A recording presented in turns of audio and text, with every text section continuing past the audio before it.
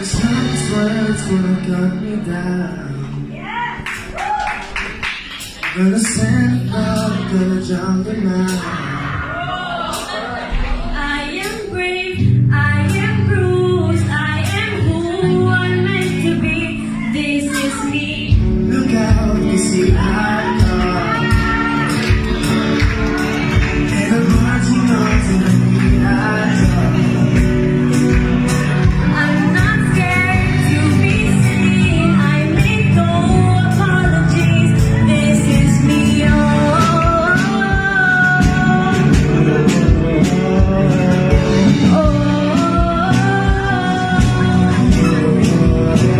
I'm not scared to be seen. I make no apologies. This is me.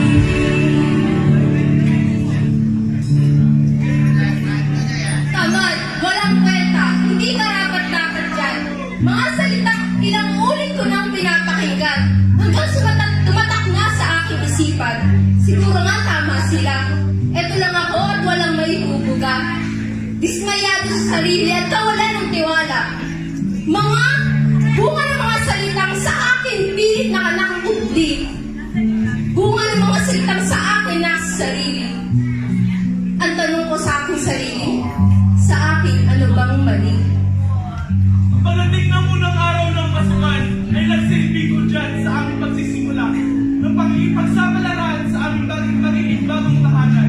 Tahanan na kung saan muli namin susuriin ang aming mga sarili para matupad ang aming mga pangarap.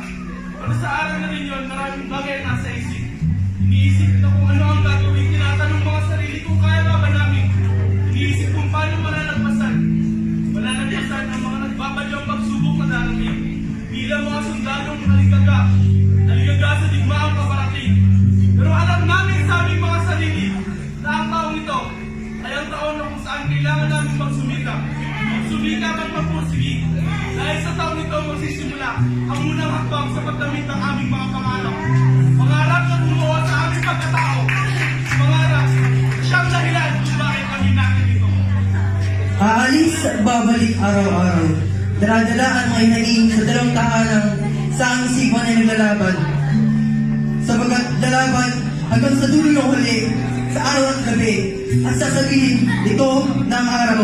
Sabagat sa bawat ulan, may bagang haring lalabas at lalaban na magmamarka sa kalangitan. Tulad ng mga turo sa aming puso't isipan.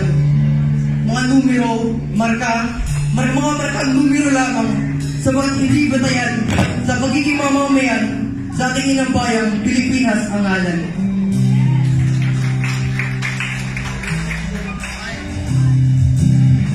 Muntik na masanay ako sa aking pag-iisa. Kaya na iwanan na pagkas ng kahapon ko.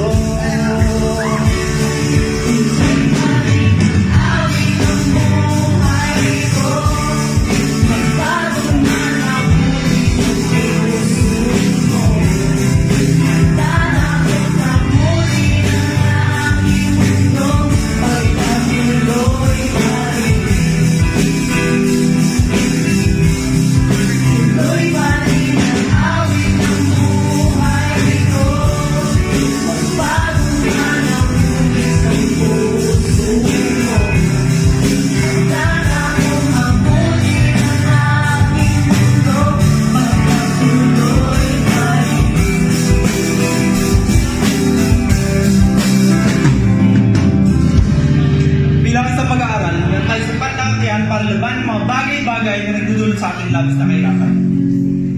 Pagsubok sa araw-araw, pangungusga ng mga tao na maaaring maging dahilan para tayo bumigay. Bumigay sa mga pangarap natin at hindi naman tagumpay. Pero ito lang ang gusto kong sabihin sa inyo mga kaibigan. Huwag niyong bitawan ng mga pangarap ninyo. Sa bawat pagising sa umaga, pag-asa ninyo makikita, pagpupursigi sa eskwela para karangalay ito makuha. Kung sa tingin mo, wala na naniwala sa'yo, simulan mo sa sarili mo. Dahil ikaw mismo ang bida sa istorya nito. Sa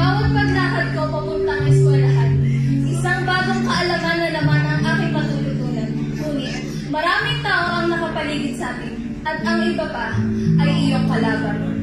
Pero, huwag natin silang gawing hadlang para hindi tayo magtagumpay. Pagkus, gawin natin silang inspirasyon. Huwag tayong mawalan ng pag-asa. Laban lang! Lahat ay kaya mapagtagumpayan. Umagang gabi gising upang tapusin ang mga dapat gawin. Magsisikap para kay mama at papa upang masuklian ang kanilang paghihirap. Ang tagumpay namin ngayon ay para sa inyo. Ngunit hindi namin ito makakamit nang hindi kasama si Cristo. Manahon ka, lingkod mo'y nakikinig sa ingay man. Pulong mo'y nakatangi, pag-asa ikaw, sa'yo puso ko'y kantahan. Tanggulan ng puso ko ay nahanap sa'yo, Kristo, pangalan mo, kanlungan ko. Tanggulan ng puso ko ay nahanap sa'yo, Kristo, pangalan mo, kanlungan ko, kailan naman. Kaya naman sa puntong ito, hayaan niyo kami na hiramin ang oras na ito para pasalamatan ang mga tao sa likod ng aming tagumpay. Sa aming mga kaklase na tinuring kong kaibigan at minahal ko bilang kapatid. Maraming salamat sa ating pantay-pantay na pagpupursige at sabay-sabay na pagsasakripisyo dahil ang ilan sa atin ngayon ay nandito sa harapan upang pumamit ng isang karangalan. Maraming salamat sa ating matatamis at pumapait ng karanasan. Naway kapulutan natin ito ng aral at dalhin para sa susunod na yugto ng ating buhay. Sa aming pamilya, higit sa lahat sa aming mga magulang. Maraming salamat dahil lagi kayong nandiyan para kami ay suportahan. Dahil lagi kayong nandiyan para kami ay payuhan. Dahil lagi kayong nandiyan para iparamdam ang pagmamahal na aming naging inspirasyon para makamit ang tagumpay na ito. Maraming salamat. Sa aming mga guro na hindi nagsasawa na magturo, andyan palagi para magbigay ng payo. Walang tigas ang pagtataguyod dahil alam nila sa dulo, sulit ang lahat ng kanilang pagod. Higit sa lahat, kami nagbibigay ng malaking pagsasalamat sa aming Ama na lubos na nagmamahal. Sinasagot ng aming mga dasal, andyan para sa aming kahapon, ngayon, magpakailanman. Plano na yung magbigay ng lakas para dalhin kami sa tamang landas. Ang talang ito ay para sa inyo.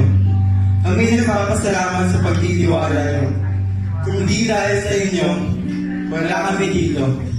Hanggang sa susunod, salamat at mahal na mahal namin kayo ng buong puso. Ikaw